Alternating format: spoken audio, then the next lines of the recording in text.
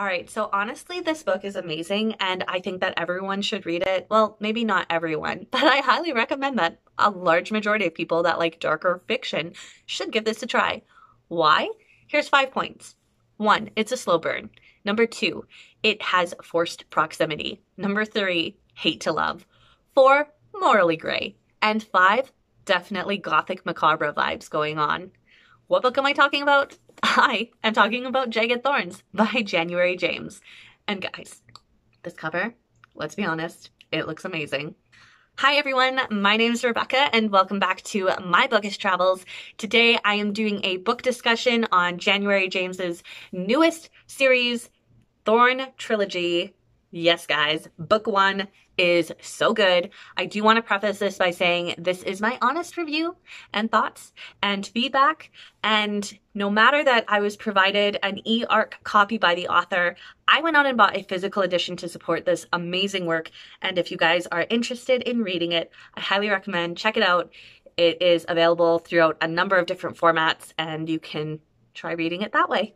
The story follows our main character, Vivian, who has a sister who deals with chronic illness. And because of that, she ends up having to look for solutions to try to assist with that pain and whatnot.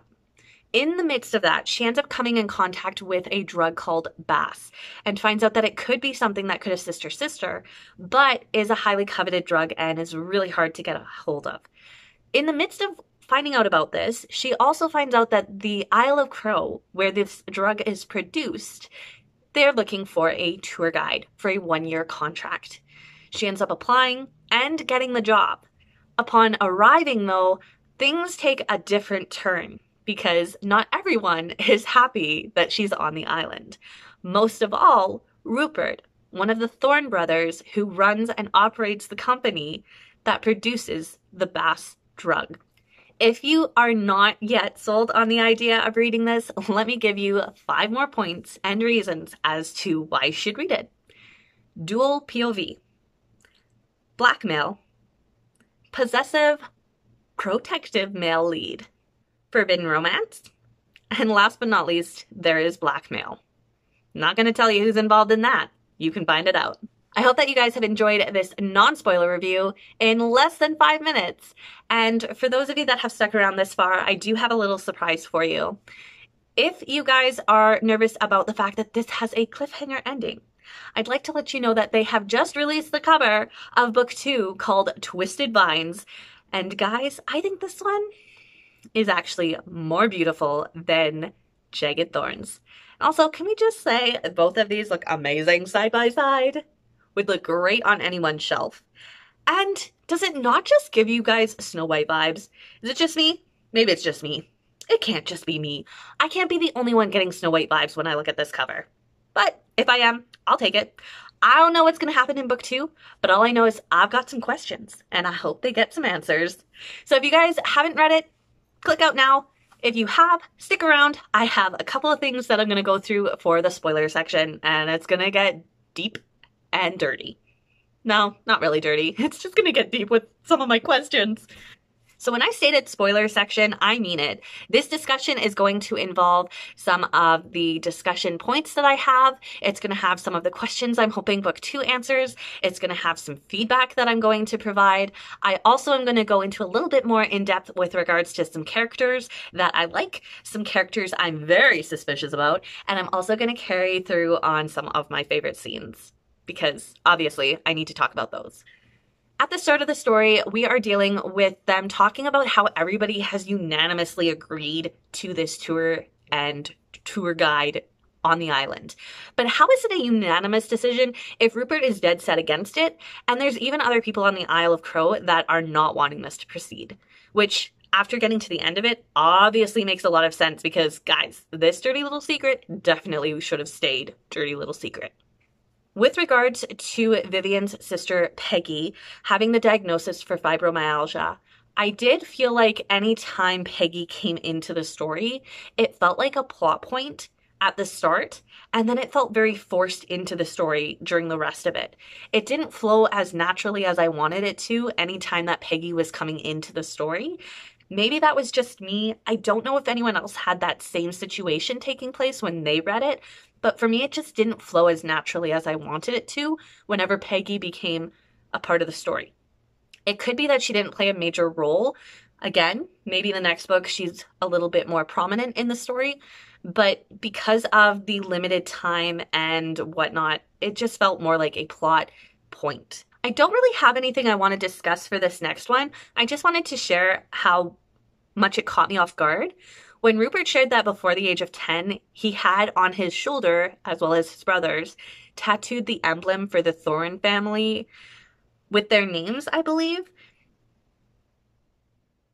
That definitely caught me off guard.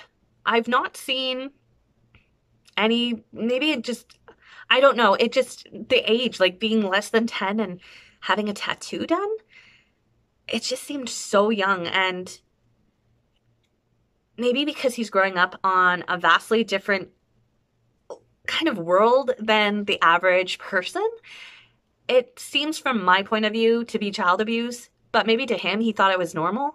But when he mentioned it or thought it, I was just like, I'm sorry, what? Please repeat that. And then I read it again because he can't repeat it, but I can reread it. And yeah, that definitely caught me off guard. Really shocked when Archie died, but not surprised because we've seen that all of these characters will do whatever. Hello, we open with Rupert shooting a person, telling them to finish their shift and then go to the hospital and get fixed up. But what does shock me, and shocked Rupert, was Sinclair's sensitivity when calling the spouse of Archie to notify of his death. If Rupert is feeling suspicious about his dad's sensitivity, I'm suspicious about his dad's sensitivity. I've only been with him for 100 pages? He's been with him his whole life. There's something definitely weird going on here, and I would like to know why. What? What is it?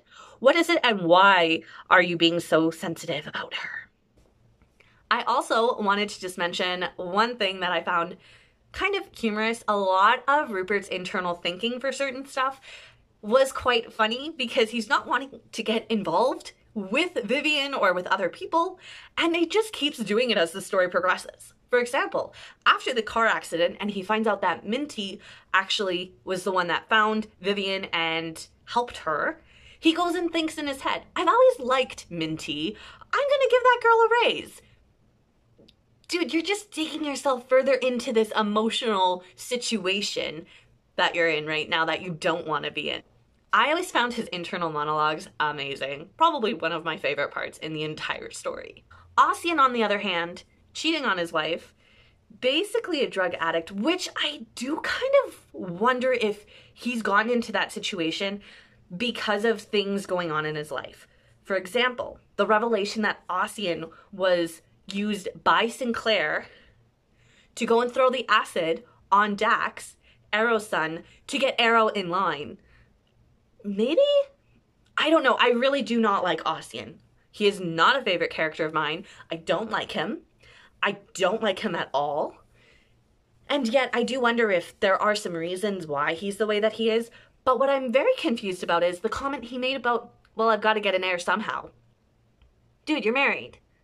What's going on there? I need some further details. You can't make a comment like that and not share further. So hopefully that gets answered the next book, because what is going on there? Also, I would like to know who of the people living on the Isle of Crow are actually against this tourism taking place, because the burning of the dock was definitely not something that the Thorn family did. That definitely feels like it's one of the people doing it. I'm also really angry at Hector right now. We are not on speaking terms or even reading terms after his comment about, well, I've always kind of fancied Catherine Bartholomew. You do not do that to my girl, Minty. Not a chance. Hector and Minty are really kind of cute and adorable together, but what the heck are you doing making a comment like that? You've got Minty. Dude, no, that is not okay. Go to the corner. When his parents make the decision for Rupert that he's going to marry Elspeth, and then you have the actual torturous cliffhanger ending where he does choose everyone and everything over Vivian and she runs and leaves. like, I wonder where this is going from here. Like, is he going to continue the engagement with Elsbeth? Is Vivian going to actually be able to, like, leave the island, or is she going to have to stay there and continue working? And honestly, I need to know what's going to happen in book 2, because guys, that situation, like, seriously, oh my word. I did find it interesting, though, that not only did Arrow tell, I just forgot his name, Rupert. Not only did Arrow tell Rupert that the Isle of Crow and the people there needed him to protect them from Ossian, but even Hector tells him, we need you. You can't leave. And starts saying, like, all of these things to, like, bargain to get him to be like, okay, I will do this and you will stay. And seeing that taking place in the story in those crucial moments really goes to show how much weight is on Rupert's shoulders and how well respected he is by everyone and how well he takes care of everyone. When Rupert shares that his mother never took photos when she was pregnant because she didn't like how she looked, I need the answer in book 2, because I have a massive suspicion that she is not their mother at all. I have a feeling that Sinclair had them with another woman that he was in love with, and because he doesn't show any romance for his wife and she doesn't seem to have any care for her husband. I have a very strong feeling that he had the children with a different person and that Myrtle has had to be their mother this entire time and could care less about it. Can we just talk about, like, the small length of time that Bass has been around? They only discovered it 10 years prior to this story taking place, which means that Rupert was 17, like 16, 17 when they found it. And it's only been selling for the last 3 years. And it's become like this really intense, like really well-wanted drug by everyone. So it's kind of intense how short-lived it's been. And they're already running into issues of supplying it because of the demand. And also with regards to the revelation that it is all medical biograde. It's medical waste. Not only are they using bodies, but they're using, like, needles and medical supply waste. And that is how they are growing these drugs. And I totally understand why Vivian vomited. That is horrifying, that this drug that everybody's wanting is being produced based off of dead people. And that is how it survives. Should have totally known, though, that it had to have been something serious, because with all of the requirements for the vaccinations, they went through like 8 or 9 different things that she had to be vaccinated for, which should have totally put massive red flags in my book. But the idea of traveling from one area to another, she's coming from somewhere vastly different to everybody living on that island. So in the back of my mind, it needs sense. But now it makes even more sense finding out about how they're producing it. All right. So some of my favorite characters. I liked Vivian and Rupert together, obviously. I love that he nicknamed her Butterfly. That was just, ah. And I also really liked Dax and Rose. Can I just say I love her name, Rose Thorn. And I also love that Minty's last name is Green, so Minty Green. At least I think her last name is Green. But anyway, I loved those two. Now, I do have some characters that I'm suspicious of, and I think they are very sus for being people doing the sabotage and also trying to kill and get rid of Vivian. And there could be 2 separate people for these 2 separate things, or it could be the same people, or it could be a group of people. I don't know. Anyway, the ones that I'm sus about, Minty. I love Minty, but she does make a comment about, you're going to be hurt by a thorn. It leaves me wondering, is she two-faced? I really hope that's not the case, but it could be. We've seen it happen. We've all read enough books to know. The next one, Maria, Oz's wife. Is Maria trying to sabotage because she's in an unhappy marriage? Or is she doing it because she wants a way out? Is she doing it because she hates Oz? Is she doing it because she loves Oz? I don't know. It could be Maria. Starting with the M's, though, we also have Myrtle to think. Myrtle might not necessarily be sabotaging the company and the tour, but she could be sabotaging and trying to get rid of Vivian because of Rupert. Now, yes, Rupert is not her favorite. Oz is, but does it mean that she isn't fearful of losing all of the respect of the community because she loses her son and all of that? She seems very much to be stuck up and very much aware of, I just want the name and all the prim and proper things that come with it. Moving on to a less suspicious, but also could be the case, Grandpa Peregrine. First off, your name is Peregrine.